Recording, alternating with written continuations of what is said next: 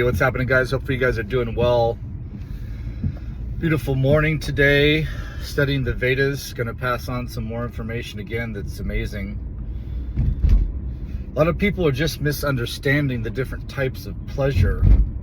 Ultimately, pleasure is really what we're seeking. In these ancient spiritual texts, it talks about that one of our intrinsic characteristics is that we're going to be searching after pleasure. It's not something that can be extricated from us. It's something that is innate, inherent, built into us at the very core. So it's natural that we're going around and, trying to make money to live in a nice home and buy things that we would like and find great food and travel in so many different experiences. It's completely natural. So it's not that it should be condemned. It's just that there's side effects and consequences from the different types of actions that we are engaging in. If you overeat a lot of really sweet foods, sweet and fatty foods, like one of my favorite foods is cheesecake or ice cream. I truly do love it. It's a lot of pleasure for me, but doesn't treat the body well. I don't feel well afterwards. And so I have to practice some restraint and restrict what I do in order to have a higher quality of life in the long term. It's like you can drive a car around extremely fast and have a great time, but the engine can burn out and you could get into an accident easily. So you got to be careful with the different types of sense pleasures you engage in and how much and how often. It's simple as that. You got to pace that. Similar to, I was talking to this one guy about vacations. You don't just go on vacation every day. A lot of times if you would go on vacation for that long and not work, not only would it not be sustainable financially, but it would get boring. So one of the fun things about vacation is that it's a special thing that you've earned through a bunch of hard work. So that makes it special from a couple of different angles. Same thing with different types of celebrations. So the first level of pleasure is bodily pleasure, sense pleasure. Just the 5 gross senses. That's the first level. That's the most basic level. And this level, one of the problems with it is that it comes and goes very quickly. The taste of that meal comes and goes, often within seconds. The sexual experience comes and goes really quickly. Smelling something, seeing something. So these are very fleeting. That's why people are jumping from one to another. If you get addicted to these, for the food addict, they're going to have tons of excess body fat. For the person that's addicted to shopping, that could make them go bankrupt. There's a lot of different problems that come with that. So that's level 1. Level 2 is pleasure that comes from the mind. So I don't have a lot of really great examples, but one of them that I heard is that if you go to like a really amazing concert, high quality music, say you were able to see Beethoven live, it's really stimulating the mind and it sticks with you longer.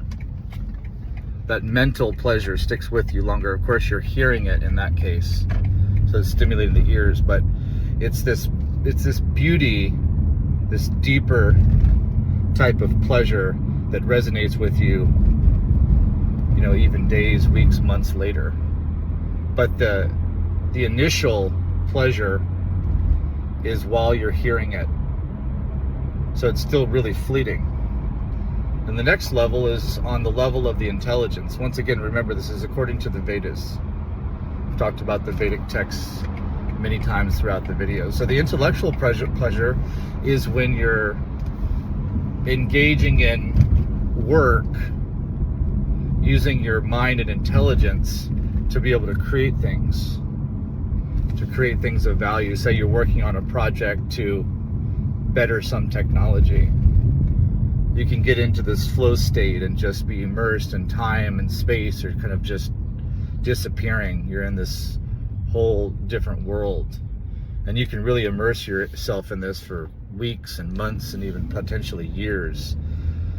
Great scientists, Einstein and Newton, have described them getting into these amazing states where the genius is just flowing. So there's a certain flavor of pleasure which is considered to be higher than just simply the mental pleasure and the sense pleasure.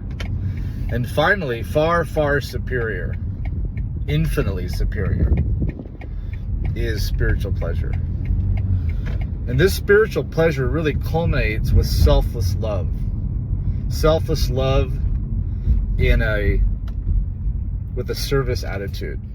So if you're serving others with selfless love, also known as bhakti yoga, devotional service, then it's an unending, ever-growing pleasure that's depositing money in your spiritual bank account, that's just fulfilling you.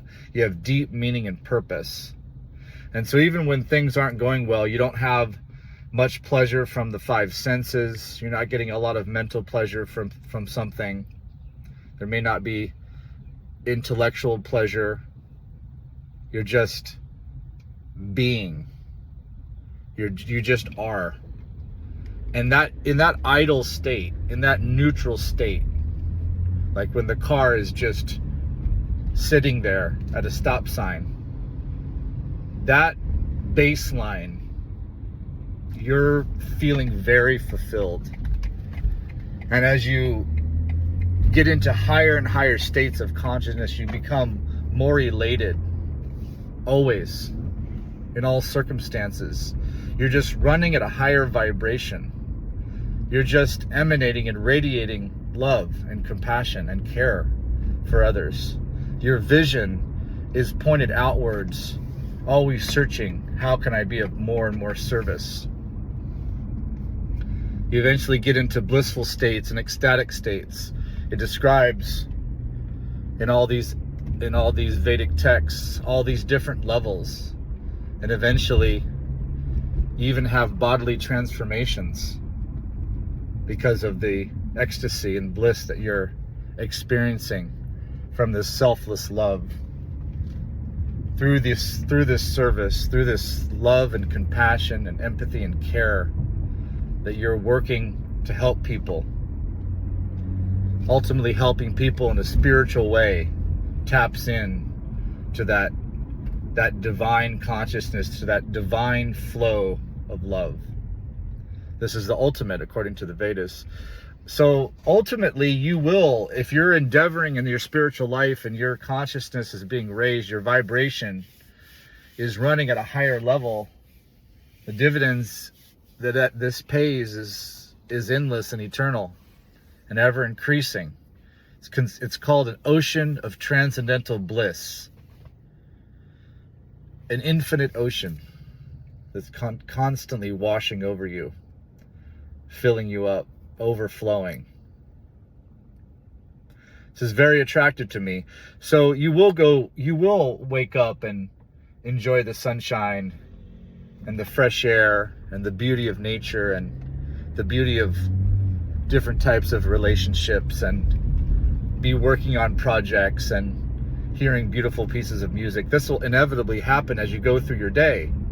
But there will also be some painful situations. You know, you might have a stomach ache, or you may have someone that treated you with disrespect, or maybe you're living in an area where they're doing some construction and it's so loud it's hurting your ears, and maybe you eat some food that you didn't like. It's, you know, you're going to have the ups and downs, both the negative and the positive on the sense pleasure side. But deeper than that, much deeper than that, if you work on your spiritual life, then you're going to be feeling this amazing pleasure from within. And I often think about our dear Lord Jesus. How was it that he can endure so much pain and still have so much kindness in his heart? How is there not bitterness? How is there no envy, no jealousy, no greed, no hatred? Only love and compassion, kindness and care. It's so beautiful. Even during the toughest times, he's able to fast for long periods of time and control his senses and often negate sense pleasure that average people are just constantly chasing after, and he just forgoes that for a higher purpose. It's this divine connection, this pure stream of divine energy that's constantly being exchanged between him and the Supreme. This is the symptom. This is the proof that there's something to this. There's always proof. There's always symptoms. There's always something that's pointing in the direction of what works. That's why you can have a billionaire that commits suicide, because as much sense pleasure as you want with that much money still could make you feel empty inside. You can have a Nobel Prize winning scientist still want to commit suicide, even though his mental intellectual pleasure were off the charts. This is the proof. But there hasn't been any pure saint, pure sage, pure spiritual master, pure lover of the Supreme that has wanted to end his life or has been depressed. This is the proof of it. This is the proof that this is the highest way.